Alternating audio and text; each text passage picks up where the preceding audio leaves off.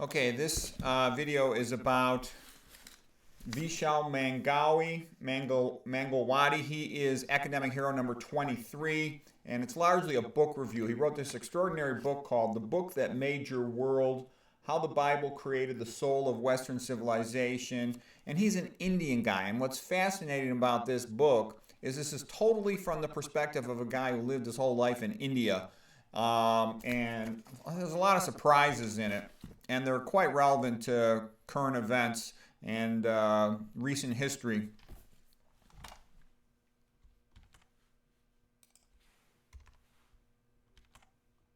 That painting, by the way, was an open Bible by Vincent van Gogh from 1885.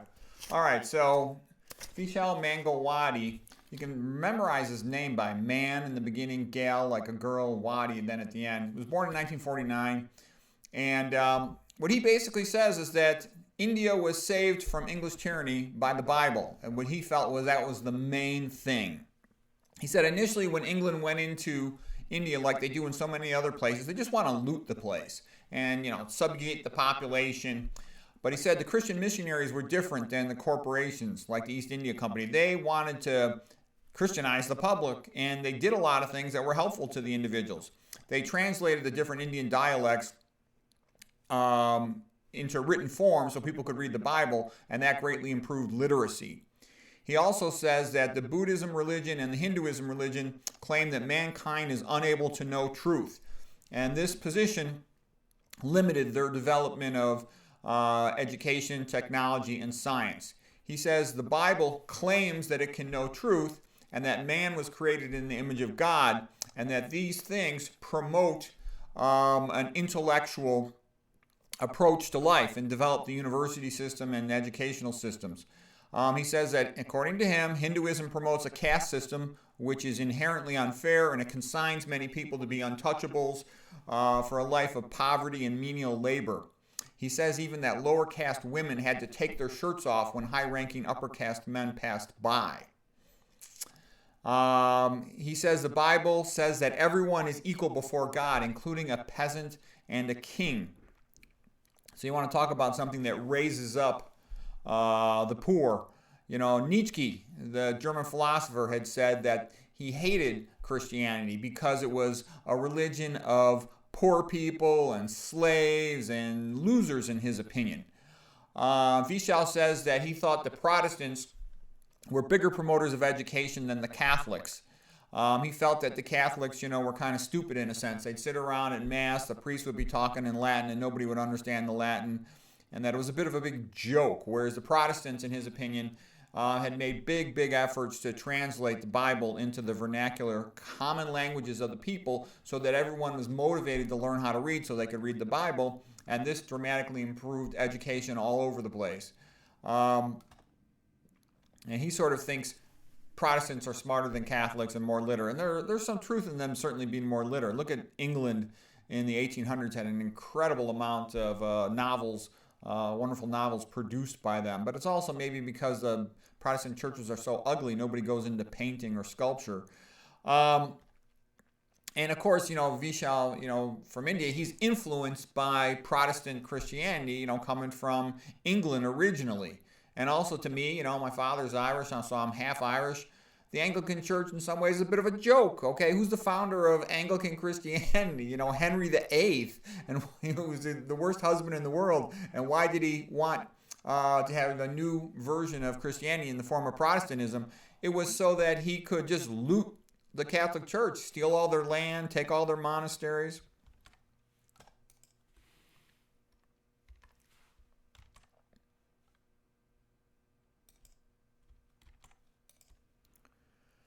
Okay, Vishal says it's impossible to practice psychology without including theology. He said there's no way around that. He says that the modern atheist values of countries like the United States are represented by musicians like Kurt Cobain. He's from the rock group Nirvana, who was a musically talented guy, but he's also a suicidal drug addict. Like so many of these rock and rollers, a lot of times they're drug addicts and they die young. And I like the quote from Ayn Rand. What Ayn Rand had said about a lot of rock and roll types is that If a person has a positive worldview, they're enthusiastic to do something useful with their life. A person who's abusing drugs and alcohol and whatnot, it's a sign of somebody who doesn't have a positive, good vision for their life. I mean, if you are enthusiastic to achieve something or do something good, you don't want to be damaging your brain and by getting stoned. Okay, anyways, Vishal says that Kurt Cobain, an atheist, suicidal drug addict, is a symbol of the modern West, which is in severe decline. So it's interesting to see the point of view of where the West is at from a man from India, a very smart guy. He says Protestantism produced, magnificent musicians like Bach, who devoted themselves to God for the glory of God and celebrated life. And he says it also enabled them to handle difficult problems in life. Bach was an orphan at 9 years of age, but he had family support and religious faith to sustain him and develop his musical talents. Vishal says that Buddhism left no significant musical tradition in India. He feels that Buddhism, which he was raised in Buddhism, he says it sees existence as suffering, it's highly pessimistic, it's not capable of producing any music of hope or joy. He did give credit to the Catholic Church for developing polyphonic music.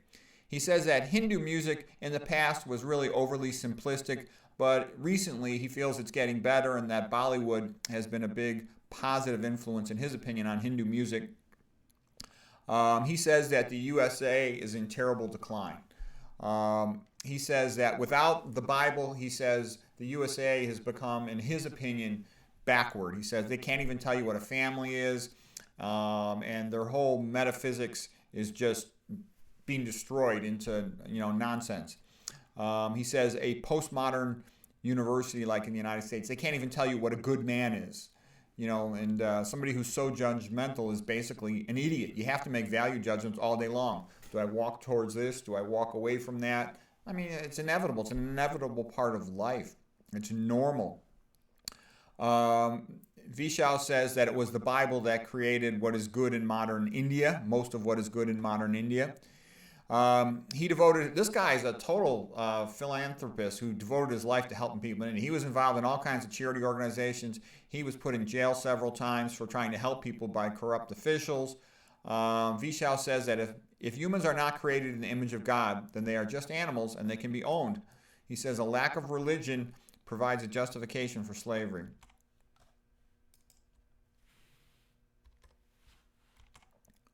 Yeah, by the way, BCW is Book That Changed World, and I put page numbers in here for a lot of stuff, so if anybody wants it, it's a real easy book to read.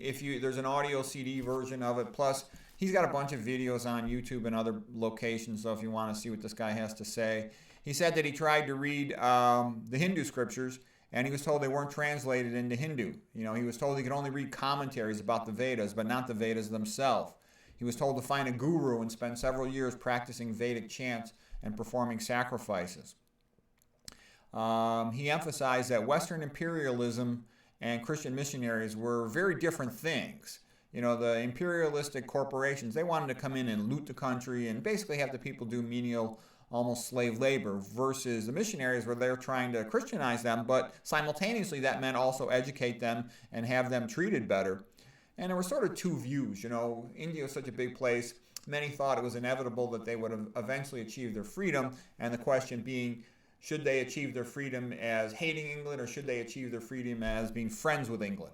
Those were two of the major attitudes of the English back in the 1700s and 1800s. The imperialist corporations, they didn't want the missionaries around. They knew the missionaries would probably cause trouble in terms of give the people ideas of wanting freedom and whatnot. Vishal says that the idea of a God who's a creator and man created in his image encourages that man should be a creator, and that the idea that God could also have come to earth as a person also increases the attitude that one can talk to this God, communicate with this God, even though that had been known well before that concept, of course. VM says that Buddhism denies the existence of God, and that with Buddhism, a person cannot pray to God. So Buddhism, in his opinion, it's a godless religion, if you call it a religion. Vishal says that Hindu meditation emphasizes that a person should try to empty their mind, to transcend thinking, to get away from thinking, to escape thinking. So transcendental meditation seeks to escape thinking by focusing on a meaningless sound like Om. Vishal says that Hinduism uses logic to destroy logic, and that it considers rationality to some extent to be an illusion called Maya. Vishal says that Ashoka was India's greatest Buddhist ruler. And I've heard Ashoka criticized in the past by people saying he was a brutal tyrant, and once he's established his conquest, then he tells everybody, oh, become a Buddhist and meditate, because he wants to calm them down so they don't give him any trouble. Be that as it may, I'm no expert on Indian history, and I'm no expert on Buddhism or Ashoka, but these are simply some interesting things here. Okay, Vishal says that the Indian universities in their teaching emphasize the influence of the ancient Greeks, but they're ignorant greatly of the influence of the Bible. He says it was Christianity that got people to stop burning widows in India. He said that Harvard professors, these modern, postmodern university types, protested when Christian missionaries said they shouldn't be burning widows. The Harvard professor said that the tradition of widow burning should be respected.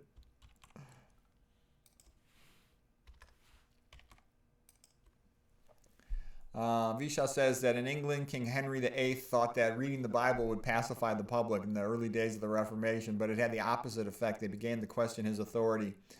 The Protestant Bible was originally translated into English by William Tyndale, and that was the first widely available version of the Protestant Bible was called the Geneva Bible. It came out in about 1560, and it promoted every believer is his own priest, and that's a very interesting concept. We'll come back to that. Every believer is his own priest. The Geneva Bible is the one that was used by Shakespeare. So in a sense, I see myself as being a little bit like a William Tyndale in the sense that I'm translating medicine and nutrition books to the masses. And this same idea that every person could be his own nutrition possible expert. The reality is you eat by yourself most of the time or just with your friend or family. So you have to be your own nutrition expert or you're screwed. And most people, when it comes to health, they're screwed. Most people do not age well. You go to any hospital all day long in the radiology department, you see post-op chest x-ray, open heart surgery. You see post-op x-ray of a foot, amputation all day, amputation of a leg all day long, hip replacement, shoulder replacement, post-op film of the abdomen. It's nonstop. People are getting cut up left and right for all these dietary diseases. And then here's my joke. The Bible, he wanted to translate it to provide the truth to the masses. And my joke is after very close knowledge. I got 99% of my boards. I know the textbooks very well. They're not worth translating. They're a joke because they deny the influence of diet and toxicology on disease, and that's about 75% of disease, maybe more. McDougall thinks there are 80% of disease is due to diet. He doesn't even include toxicology. I would include toxicology because it's actually really important. Most of the nutrition books are also a joke. They're just advertising Mediterranean diet, all this nonsense. There's very few good nutrition book authors. Some of the ones who I think are really good, McDougall, T. Colin Campbell, Esselstyn, Chef AJ, Dennis Burkett, Nathan Pritikin, Walter Kempner, and there's some other real good ones too. But I'm just saying I have a boring life. I sometimes go into bookstores, used bookstores, and counted all the different books on nutrition and how many of them are good and how many of them are nonsense. And literally, it's about 1%, 2% that are worth anything. Almost all of them are untrue and not good for you. Everybody's promoting these high-fat diets and other types of nonsense, paleo, low-carb, all this nonsense. All right, King James Bible came out in 1611, and that was really a protest of the Geneva Bible. Of course, King James, being the king, he didn't like the Geneva Bible saying that every man is his own priest and equal to a king, and the king's authority should be questioned, and the king should be servant of the people. They wanted, King James felt divine right of kings is the way things should be. But the King James Bible is kind of famous for being literary. The King James Bible is really like 85% or more is just William Tyndale's translations. All right, so again, this idea of God the creator who was a worker made the world in 6 days. So man should be a worker, man should be a creator, and he should get the 7th day off to rest. Vishal says that the Bible dramatically influenced technology. This idea of man the creator, inventor, led to incredible technological advancements in Christian countries For example, the horse was not native to these countries, but they developed the horseshoe, the horse collar, tandem harness, many other technologies related to farming, water wheels, windmills. He said the monks wanted to improve technology so they would have more time for prayer, and that the monks developed the clock because they wanted to be able to pray on time. So, look at Gregor Mendel. He's the guy who figured out the genetics with the pea plants.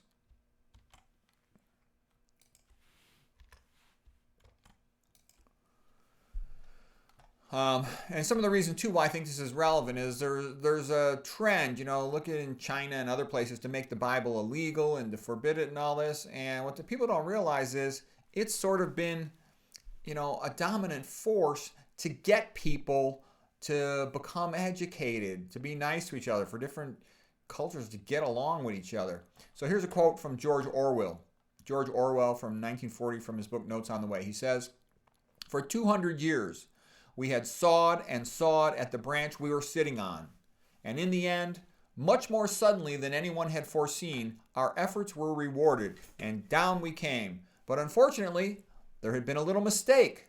The thing at the bottom was not a bed of roses, after all. It was a cesspool, full of barbed wire. It appears that the amputation of the soul isn't just a simple surgical job, like having your appendix out. The wound has a tendency to go septic." From George Orwell. Okay, Vishal continues. He says that before 1960, when the USA was more religious, suicide amongst teenagers was almost non-existent. He says now there are many hundreds of thousands of teenage suicides every year. Vishal then quotes Margaret Thatcher in England in 1988, and here's what she said. "We are a nation whose ideals are founded on the Bible. Also, it is quite impossible to understand our literature without grasping this fact.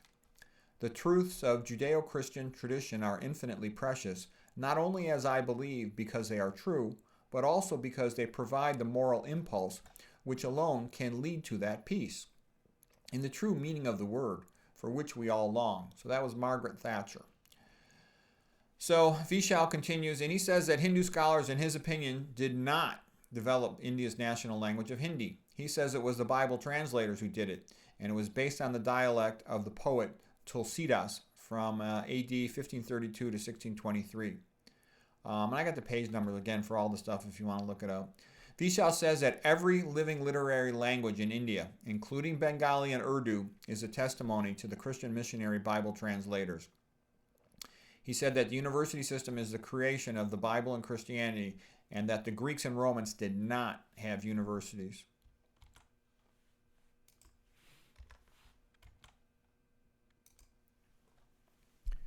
Vishal again brings up the point, I had made this point in an earlier lecture, that the atheist John Stuart Mill was against educating people of India. Again, if you want to exploit a place, you want the people to be stupid. If people are illiterate and stupid, then it's much easier to force them to do menial labor and to be slaves, okay? If you care about somebody, you want to help them. You teach them how to read, you show them a couple good books, you get them started on their way, and then they can just progress on their own. So that's a good point. So, the atheist philosopher John Stuart Mill, even though he wrote a lot about wanting freedom for himself, he did not want freedom for England's imperialistic controlled places. Vishal says that Christian missionaries, they pissed off a lot of people because they opposed traditions in India like widow burning, untouchability, polygamy, and acceptance of infanticide. Okay, Vishal says that India is famous for having geniuses of mathematics, but that math did not become widespread until the Bible school system was developed. He says that astronomy was inspired by the idea, again, of a rational creator who had created a universe in a rational way. And Isaac Newton is given as a perfect example of a devout scientist interested in the Bible, astronomy, alchemy, and chemistry. And, there's a tendency for these things to roll one into the other. Vishal says that China, for example, did not develop science because it was atheistic and didn't have any motivation to do so. And he feels that that's the same reason that India didn't have a worldview before the Christian missionaries, in his opinion, despite having lots of very, very smart people, to motivate them to really develop science on a widespread basis. He says that only in Christian countries did astrology turn into astronomy, alchemy into chemistry, or math into language of science. Vishal says that almost all the pioneers of science from 1500 to 1900 were Christians, and at least 60% of them were very devout. And in his opinion, a lot of this comes out, of course, right after 1500 of the Protestant Reformation and them being able to read the Bible in their own native language and that inspiring them to work to the glory of God. And, perfect examples are like Bach. He wrote on every composition to the glory of God. And, a lot of people think Bach's the greatest composer ever. Michelangelo, the greatest artist ever. Newton, the greatest scientist ever. And they all specifically labored for the glory of the God. And that's another reason why, too, I say, hey, if you want to become a great achiever, you have to go with whatever your own beliefs and culture you want to go with. But, having a sense of inspiration dramatically improves a person's potential for achievement. So when people, mock it or laugh at, you say, well, good. What has your belief system achieved? Without faith in God, you've got, and also people do a lot of evil stuff. I mean, right now, it's, people say, oh, well, I would have not allowed tyranny if I lived during the time of Mao or Stalin or Hitler or something. Bullshit. Okay, right now, we've got Ivy League psychiatrists. There's tons of literature showing that the attention deficit stimulants they give these kids and the mania medications they give these kids are toxic to these children in the long term and very harmful to them. And no one says or does anything about it. So you've got, our Ivy League institutions, theoretically, some of our best institutions, best medical centers, and they're just evil, okay? They're making money selling drugs to poison children. I mean, would you poison a child for money? No, it's totally evil. And don't hesitate to say it. If you don't call it out, you could never fix it, okay? That should be called out. It's ridiculous. Harvard was originally founded for Bible study, and it was named after Reverend John Harvard with the motto, truth for the Christ and the church, okay? And Vishal says that the Bible, it's more than a handbook of private piety. It's the foundation of Western civilization. With faith in God, there's no guarantee of a good life and a good society, but there's hope and there's, a better chance of it. Christianity puts an emphasis on forgiveness, and forgiveness enables to break a cycle of tit for tat, back and forth nasty behavior. And it gives people a chance to break that cycle and get along and live peacefully together. It inspires freedom. It's something that helps the poor and the downtrodden to try to improve their lives. And here's a quote by Horace Greeley from the 1800s. He said, "It is impossible to enslave mentally or socially a Bible-reading people." And that's also why, tyrants, they hate the Bible because it encourages people to be free.